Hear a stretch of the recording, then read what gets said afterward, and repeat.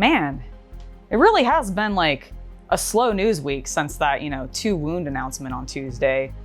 What do you think we're gonna do? Well, we still need to do a news video this week. We have to keep growing the channel. Oh, absolutely. But like, what are we gonna do to like make people interested? Because I don't know. We need to I figure we can still talk. There's been a few releases that are coming up that we can talk about. True. You can talk about your feelings about the True. 2 wound Marines and the buffs we're seeing to the Xenos. But I feel like the channel needs, not the channel, but the video needs something else. I got it.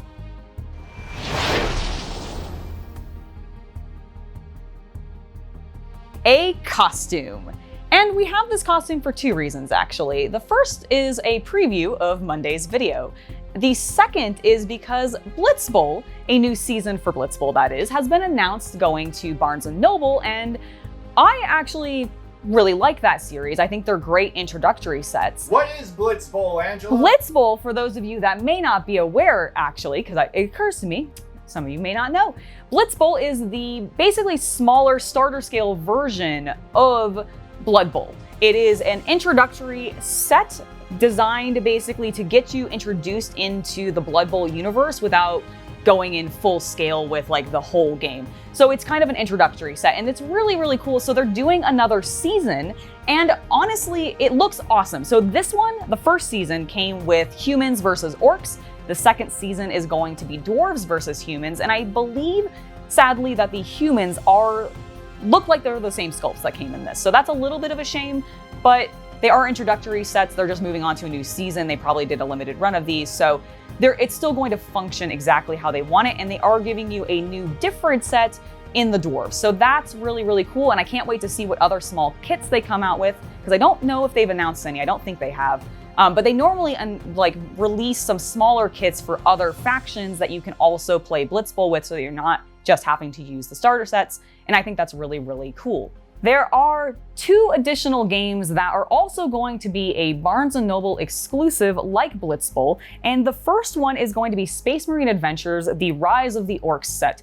So this is a introductory board games tie-in that GW does that does go to Barnes & Noble exclusively. It might go to Target, I'm not actually sure. It might be a big box exclusive type thing, but I know it's definitely at Barnes & Noble's, and it's a really cool little adventure game where you get some miniatures in it, and it sort of, I've not played it, but from what I've seen of it, it feels like it functions, because it's part of the Warhammer quest line, so it's like a smaller scale version of Blackstone Fortress or something like that, geared a little bit more towards a younger audience as an introductory thing.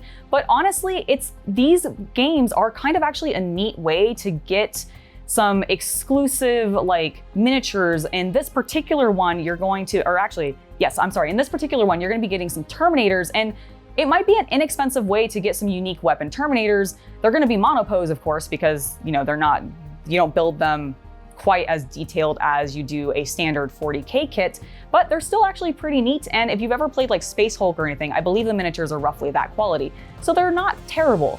And the final game that is part of this is going to be Warhammer Age of Sigmar Crypt Hunters, which is basically a similar vibe, except it's set in the Age of Sigmar universe, and you are playing, I believe, the Sigmarines versus the Night Haunts of some variety. So again, if you're playing those factions and you want some of these slightly unique sculpts, Those are not unique. Oh, these ones are not unique, I'm sorry. I thought they might be, sometimes I don't. Starter set sculpts. Got it. They're all starter set sculpts in this one, but the other ones in the other Space Marine game are not. Those are a little bit unique. So it's an interesting set to get into. I actually think the board game franchise and GW doing that kind of thing has always been really fun. I think it's a great way to get new players or people who maybe aren't ready to jump full into a full 40K game, but you're wanting to introduce them to the universe in a fun play way.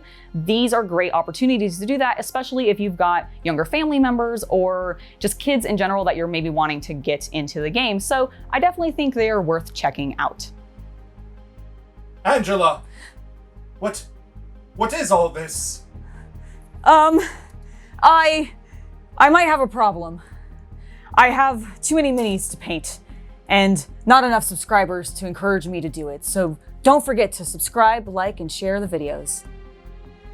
This past weekend, Games Workshop released an FAQ fixing all of the power rating, or rather updating all of the power rating, and it looks like a lot of them have gone down, or at least the ones that I looked at, which is very good news for anybody who's wanting to play Crusade, because it actually means that you can fit a lot more into your Crusade army lists, which means that you have a lot more flexibility with what you can play with. It's also actually very cool for match play players though, because it means that for your strategic reserves, you're actually able to bring more with it because the power ratings still have gone down. So it's good all around. I am especially interested though in the Crusade run because, like I said, we want to play a Crusade game and it's looking very, very good for us. And then last but not least, of course, we sort of covered this earlier in the week, but I wanted to cycle back to it and just give a little bit more of calmer thoughts on what I think of the 2-wound Marines and the cool new buffs that we're seeing that are coming to everybody, because right now that just seems to be what Games Workshop is doing. Everybody is getting buffs, everybody's points seem like they're about to go up again, which is a bit of a shame considering we just got that new book with all the new points in it and it will soon be irrelevant, which is a little bit odd. But you know what? I would rather have the upscaled powers to everybody, like, and actually feel like everybody had an even footing, especially with the increase in like a lot of flat 2 damage weapons now. We have the 2-wound Space Marines and other, you know, characters and everything, with the Plague Marines and everything, and all the Chaos Marines, they're all going to 2 wounds as well.